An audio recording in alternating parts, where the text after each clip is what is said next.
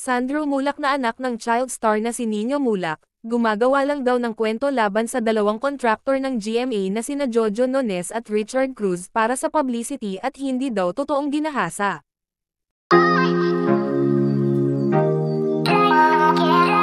The investigating committee are conducting a fact-finding investigation, so yes, Jojo and Richard were able to tell the true account of the story, kung ano talaga ang ginawa ni Sandro sa loob ng kwarto as opposed to the story of Sandro which is not batay lamang sa kalikasan ng tao at likas na takbo ng mga bagay, ngunit hindi suportado ng ebidensya, sinabi ni Abraham Garduque sa Inquirer.net sa isang pahayag.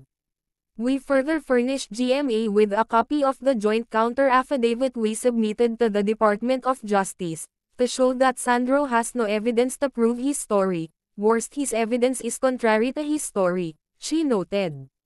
Sinabi ni Abraham Garduque ang ilan sa mga pahayag ni Mulak na di umano ay bigong patunayan.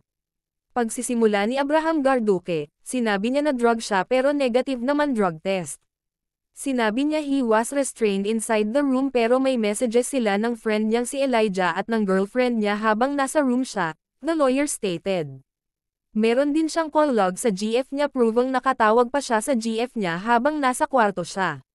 Sinabi niya na rape siya pero wala naman siyang allegation sa kanyang sworn statement which would constitute rape, at pati medical legal niya ay negative for healed injury or laceration sa maselang bahagi ng katawan, she continued. And similar to the criminal case, ang burden of proof dito sa HR complaint ay na kay Sandro to prove his claim. Unfortunately, Sandro failed to prove it. Ikinalungkot din ni Abraham Garduque kung paano nasuspinde ng isang buwan sina Nones at Cruz, dahil lamang sila ay kinaladkad sa isang hindi makatotohanan at malisyosong reklamo. In the end, Jojo and Richard moved for the dismissal of the HR complaint against them, the legal counsel said.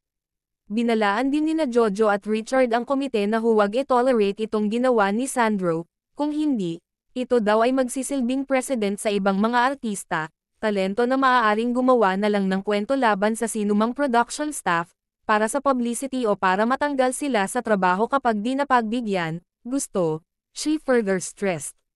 Nagsampa si Mulak ng reklamo ng panggagahasa sa pamamagitan ng sexual assault at acts of lasciviousness laban kina Nones at Cruz sa DOJ noong ika-19 ng Agosto.